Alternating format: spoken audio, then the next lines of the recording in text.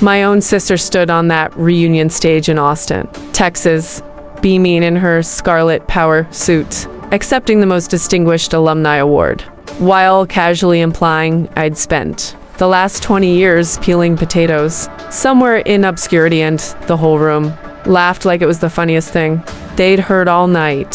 What she didn't know, what none of them knew, was that less than 30 minutes later, the sky would literally shake with the sound of rotors, and the life I'd kept hidden would crash right into their perfect little narrative. Have you ever had someone rewrite your entire story while you were still living it? Yeah, me too. And let me tell you, the payback felt like the sweetest glass of sweet tea on a 100-degree day. Before I spill the rest of this mess, I just want to say thank you for sitting here with me while I pour my heart out. It really does mean the world. If you're listening right now, drop a quick comment and tell me, where are you tuning in from? And what time is it there? I love picturing y'all curled up with coffee or wine. Maybe on your porch in Charleston or your cozy living room in Madison, Wisconsin. And if this channel has been giving you that little spark of girl, same, please subscribe. That tiny click helps more than you know. It keeps stories like mine coming your way. Now, let me tell you what really happened. My name's Rebecca. Colbecca, to anyone who's ever really known me, and for most of my life, I was the sister who didn't make noise. Growing up in Round Rock, just north of Austin, I was the one who stayed late helping. Mom balanced the checkbook after. Dad's construction jobs dried up during the '08 crash. Chloe, 2 years younger, always prettier, always louder, was the one who got the new sneakers, the private voice lessons, the encouragement to dream big. I told myself it was fine. Someone had to be the steady one. By senior year at Round Rock High, I was class president, first chair flute, captain of the mock trial team, and had early acceptance to UT Austin pre-law on a near full ride. Everyone assumed I'd be the lawyer who'd make it big and pull the family out of the red. Then 9/11s happened, my senior fall. Something shifted inside me. I walked into the recruiter's office in Georgetown one rainy Tuesday and signed up for West Point.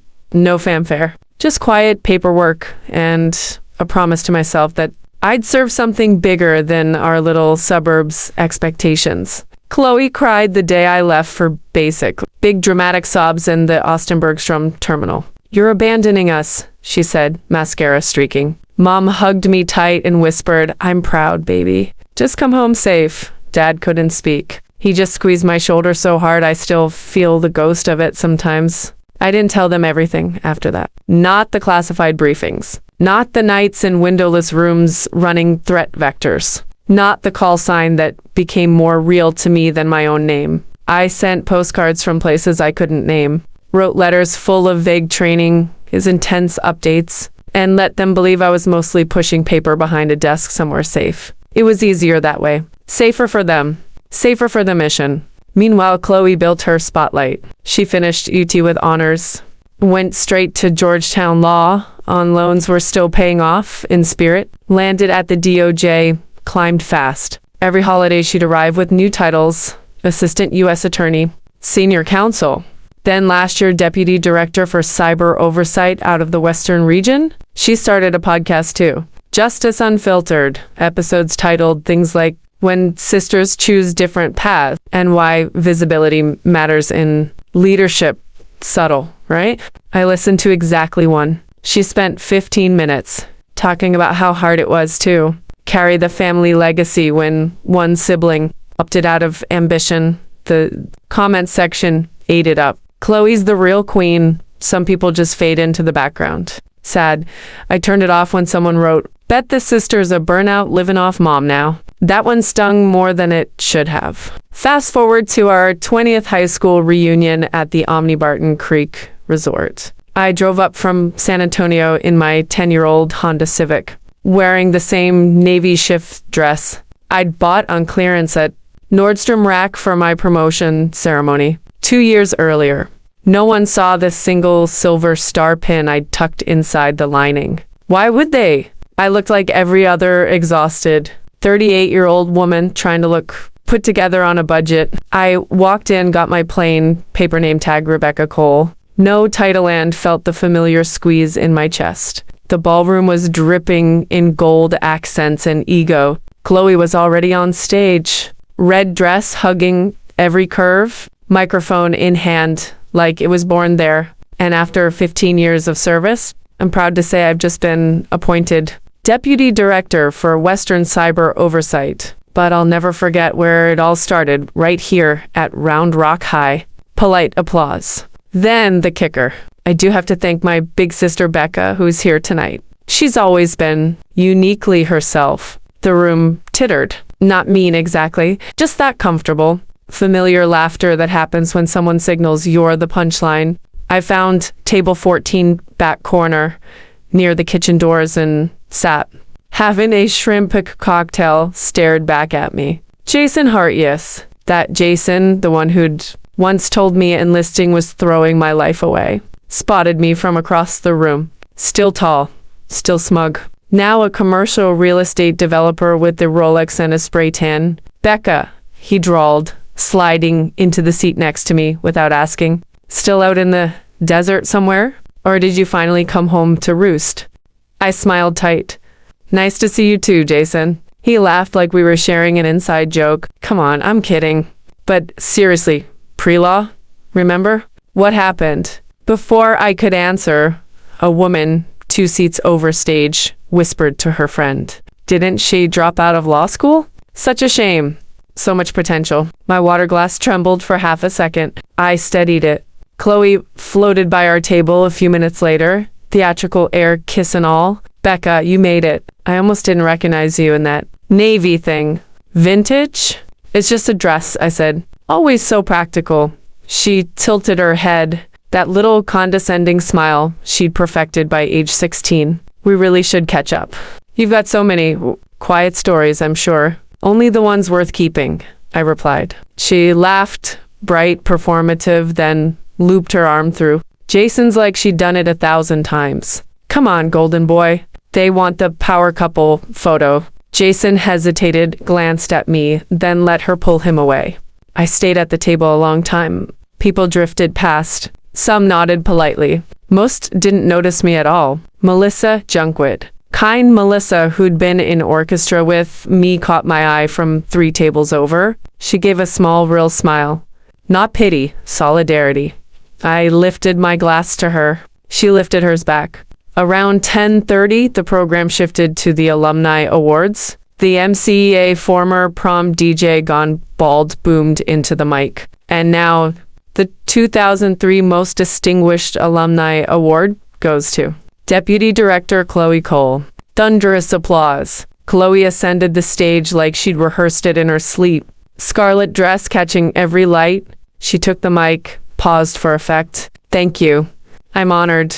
But I guess over time we see who rises and who chooses to watch from the wings. Laughter again, measured, polite. She went on about leadership, visibility, showing up. Then the line that made my stomach twist. Some of us prefer the spotlight. Others prefer silence. And that's okay. Not everyone can handle the light. Jason stood up, glass raised. To Chloe, our Iron Lady.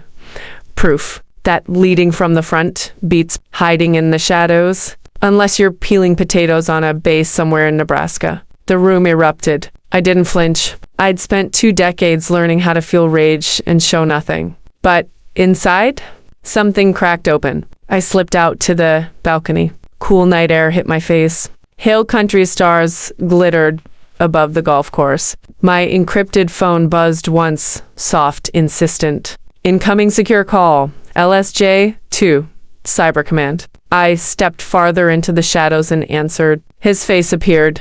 Square jaw, tired eyes. Ma'am, situation's escalated. Merlin intercepts just lit up. They need your eyes on the breach vectors. ASAP, Joint Chiefs want you back in DC by Monday. I stared at the dark treetops. I can't leave yet. Understood. But 48 hours, Rebecca. After that, we extract whether you're ready or not. The call ended. I stayed out there, letting the wind thread through my fingers. Inside, the laughter swelled again. Another slideshow. Chloe at Harvard. Chloe at the White House. Chloe. I wasn't angry anymore. I was done being erased. Back inside, the room had loosened. More drinks, looser tongues. Melissa found me near the bar. That was brutal, she murmured. Which part? I asked. All of it. She paused. You look better than every single one of them, by the way. I smiled faintly. Doesn't matter. Truth doesn't need a vote. She didn't push, just stood with me in comfortable quiet. Across the room, Chloe leaned into Jason, whispering something that made him laugh. When she caught me watching, she didn't look away. She just smiled wider. Melissa followed my gaze. Didn't she used to follow you around like a puppy? She learned to outshine instead, I said. A gentle hand touched my shoulder. Mr. Walters, our old IP government teacher. Grayer now, but still sharp. Miss Cole, he said warmly. I was hoping you'd be here. I heard whispers about your service. I nodded. Thank you, sir. He leaned closer. Telemine, did you ever work Ghost Viper? I've only heard rumors. I met his eyes. Some things stay classified, Mr. Walters. He smiled, small, knowing. I always knew you'd do something extraordinary. I excused myself, slipped back to my hotel room on the 3rd floor, locked the door, exhaled. Under the hanging dress bag was the black hardshell case. No markings. Fingerprint, retinal, voice, Cole, Rebecca. Clearance, Eco 5. Soft chime. The screen glowed blue. Threat indicators. Red zones pulsing. Project Merlin. Active breach containment. New message. Pentagon liaison. Urgent standing extraction authority. If the window narrows, you're the fulcrum. I closed the case. Walked to the window. The resort lights still sparkled like a postcard. Music drifted up from the ballroom. Soft jazz now. Then the DJ booming about the class slideshow. 20 years ago, I'd sat in that same auditorium with Jason, Chloe, Melissa, listening to our valedictorian talk about legacy. I never imagined mine would be silence, but silence has teeth. And tomorrow night, those teeth will finally go and bite back. The next night, the reunion wrapped up with the after party.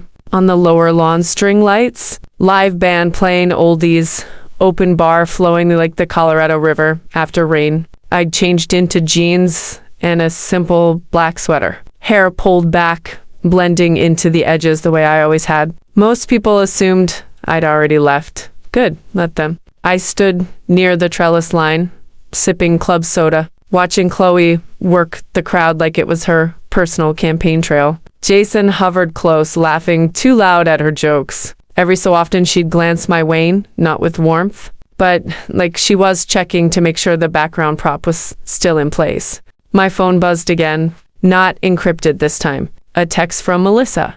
You still here? Something's off. Jason just told me, Chloe's been telling people you never really made it after West. Point said you got kicked out or something. He's drunk and guilty. Wants to apologize. I typed back, tell him to save it. The apology window closed 20 years ago. Then the low rumble started. At first, it sounded like distant thunder rolling in from the hill country. But the sky was clear, stars sharp as knife points. Heads turned. Waiters paused with trays. The band faltered mid-chorus of Sweet Home Alabama. The rumble grew teeth. A deep, mechanical growl that vibrated up through the grass. String lights swayed. Glasses clinked against each other on tables. Someone yelled, "What the hell is that?" Then the lights hit harsh white beams slicing down from above, turning night into noon. People shielded their eyes. Phones came out. Screams mixed with confused laughter. Is this part of the show? Someone asked. No, this wasn't part of anything they'd planned. A matte black minus 60 descended slow and precise. Rotors chewing the air, kicking up a storm of napkins. Pedals, loose program, grass bent, flat. Women grabbed their skirts. Men's ties whipped like flags. The band stopped dead. The DJ's mic screeched feedback. The helo touched down 50 yards from the dance floor. Door slid open. Colonel Marcus Ellison stepped out, blues, ribbons gleaming under the floodlights, boots crunching gravel like he owned every inch of Texas's dirt under them. He didn't look at the crowd.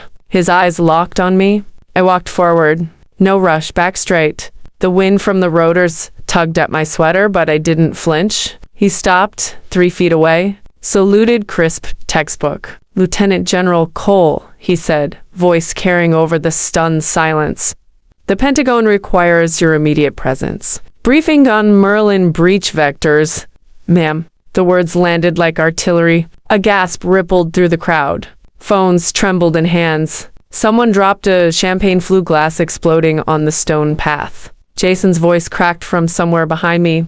"No." "What?" Chloe stood frozen near the bar, scarlet dress now looking too bright, too loud. Her mouth opened, closed. No sound came out. Melissa was the first to move. She stepped forward, breath hitching. "Oh my God, Becca." Ellison handed me the black folder. Lowered his voice. "For me alone. Target movement confirmed 90 minutes ago. Windows closing. They need your signature on intercept protocols." I nodded once. "Casualties?" "Not yet. But the clock's ticking." I turned to face them all. Hundreds of faces, some shocked, some filming, some crying without knowing why. The applause started small. A few veterans near the back. Then more. Not wild, steady, respectful. I didn't smile. I didn't wave. I just spoke, quiet enough that only the closest could hear. But the wind carried it anyway. Some people wear their service loud. Others wear it quiet. It doesn't make it any less real. Ellison gestured toward the helo. "Ma'am, a 1 minute to wheels up." I looked at Melissa. She was crying, not happy tears, proud ones. "You really are the fulcrum," she whispered. I gave her a small nod. Sometimes silence is the sharpest blade. Jason stumbled forward.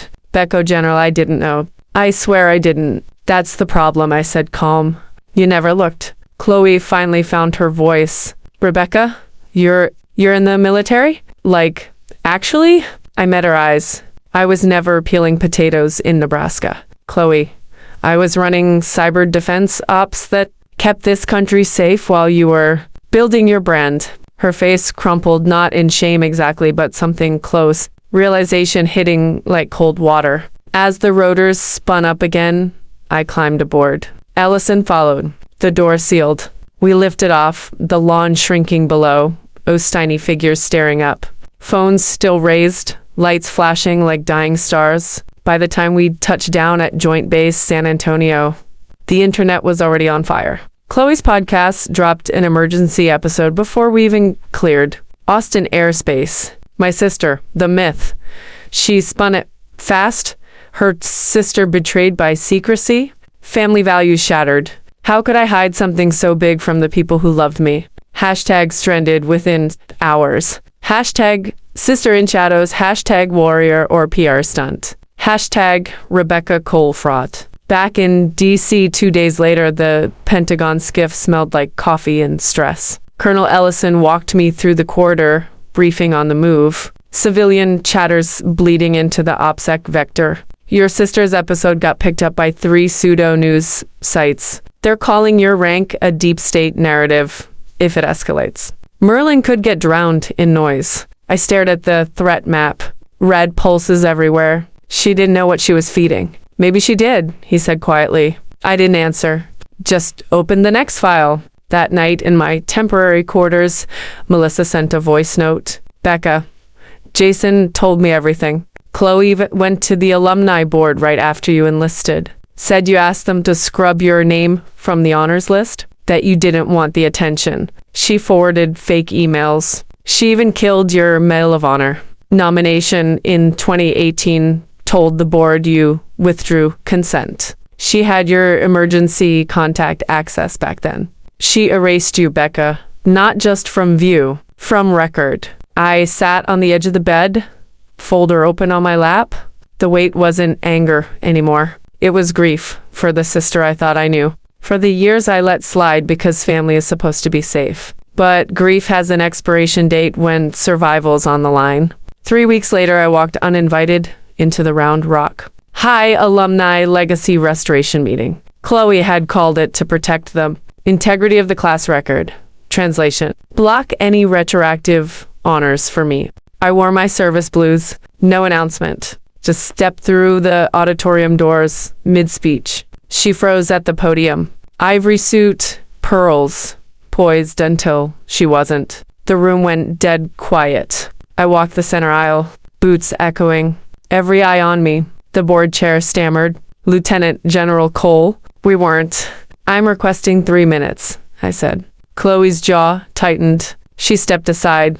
I took the mic, held up one photo meet at NATO, saluting beside General Clean, silver star on my shoulder. Then I laid it all out. Calm, factual, no drama. My name is Rebecca Cole, class of 2003. I served because I believed in something bigger than applause. I didn't ask for recognition, but I also didn't ask to be erased. I set the folder down. Copies of emails, nomination sabotage, the photo, the redacted commendations. I'm not here to take anything from anyone. I'm here to take back what was mine. Silence. Then one person clapped. Then another. Then the veteran stood. Then half the room. Chloe stayed rooted, face pale, calculating. I stepped off the stage, walked past her without a word. The board chair cleared his throat. It's time we corrected the record. General Cole's name belongs on our wall. Months later, the White House South Lawn was quiet except for flags snapping in the breeze. The president placed the Medal of Honor around my neck. Blue ribbon, gold star catching sunlight. He leaned in. You chose silence, General. Now let the country say thank you. I looked out at the crowd. Cadets, generals, senators, and in the third row, Chloe, sitting past Melissa, hands clasped in her lap.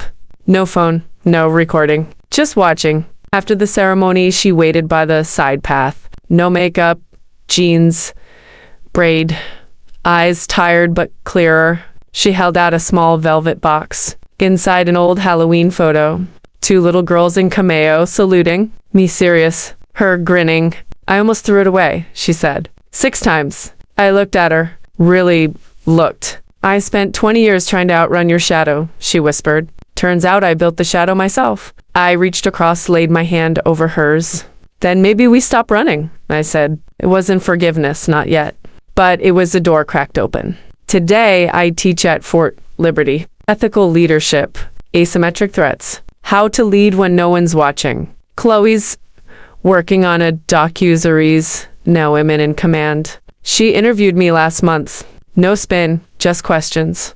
Real ones. Melissa and I finished the book. Leading in silence. It's doing okay. And every so often I get a secure ping. Ghost Viper still needs eyes. I answer the call, because some of us serve quiet, and that's okay. But we're never invisible. Not anymore. If my story hit you the chest, the injustice, the slow burn, the final thunderclap drop. A 1 in the comments if you've ever felt erased by someone close. Drop a 2 if you'd have handled Chloe differently. I read every single one. And if you believe truth eventually finds its voice, no matter how long it stays. Silent, hit subscribe and share this with a friend who needs the reminder. We're in this together, y'all. Thank you for listening, truly.